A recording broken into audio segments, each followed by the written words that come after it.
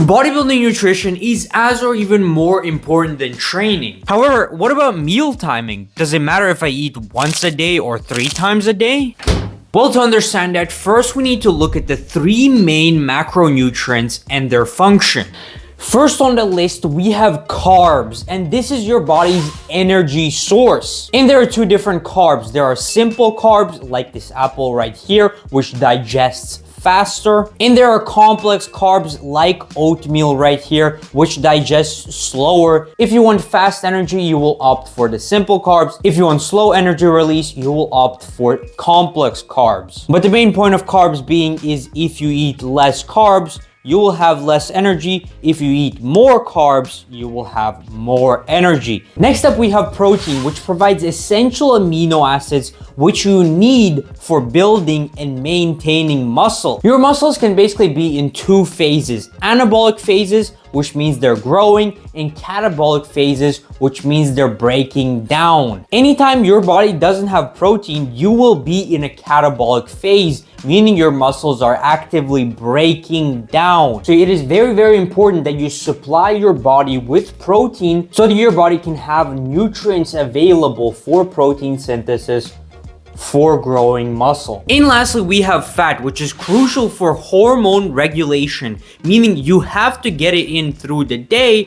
However, it doesn't really matter when you get it in. So you could just eat it as a filler just to feel satiated through the day. So now that you're familiar with the 3 macronutrients, what is the best distribution of them through the day? Well, let's say your day looks something like this. You wake up at 6 a.m., you train at 11 a.m., and then you go to sleep at 10 p.m. As discussed previously, we know that if your body doesn't have protein, it is in a catabolic phase. So you would think that the graph would look something like this, with you trying to give your body constant intakes of protein so that it can have the protein to build muscle. Well, you can try to eat like this, but most people probably don't want to do that. So let's discuss 3 main points in your day where protein is crucial. The morning, immediately as you wake up, protein intake in your breakfast will be the most important, because for the previous 8 hours of the day, you have been sleeping and there has been no protein intake. So it is crucial to get your body out of that catabolic phase and into an anabolic phase by giving it some protein. The second point is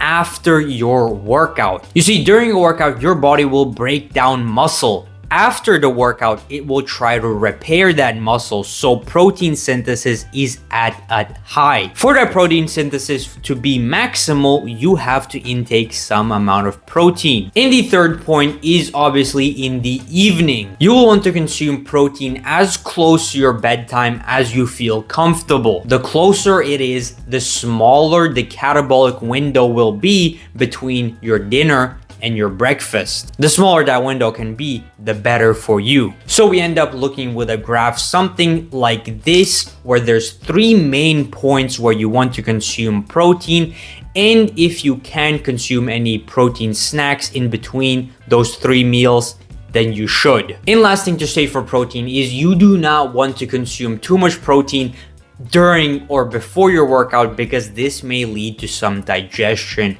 issues. Next up, we have carbohydrate distribution. As we understand, carbs are your energy source. To maximize that energy usage, we will want to consume any carbs around or workout. So it doesn't really matter how you consume your carbs, as long as they are the closest to your workout as possible, the better. What I do for myself is obviously a pre-workout meal, an intra-workout meal, and then a post-workout meal where I have the maximum carbs of my day. For your pre-workout meal, you can either consume complex carbs a bit further away from your workout, or simple carbs closer to your workout so that they digest faster. Intracarbs should strictly consist of simple sugars so that they can digest fast. And your post-workout carbs are there to refuel your depleted energy, and they can be in any form that you want them to be. So the final graph looks something like this, with 3 peaks: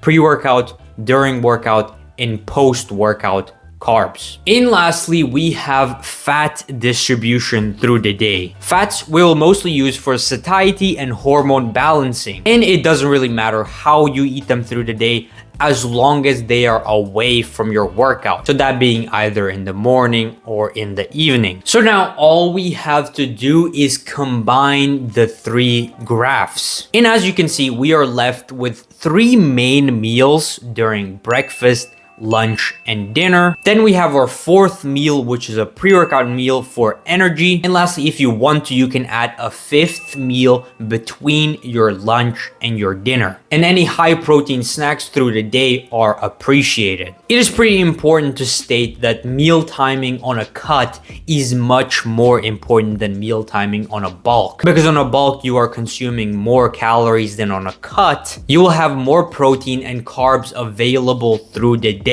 However, if you're on a cut, your body has less protein and less carbs to spare through the day, so you have to time them perfectly. And another difference between a cut and a bulk is that you will want to eat more food closer to your bedtime on a cut so that you're not hungry during the night. On the other hand, if you're bulking, you will want to eat that food further away from your sleep so that you don't feel bloated during the night. Now let's put this graph to the test. I will show you my whole day of eating as an example. When I wake up, I eat oatmeal with protein powder for my protein intake. Before workout, I eat 3 bananas for my pre-workout meal. After a workout, I eat pork with some frozen vegetables for my carbs and my protein. Between my lunch and my dinner, I snack on some nuts for my fats, and I also drink a protein shake for my protein. And lastly, before going to bed, I eat my dinner, which consists of pork and some more frozen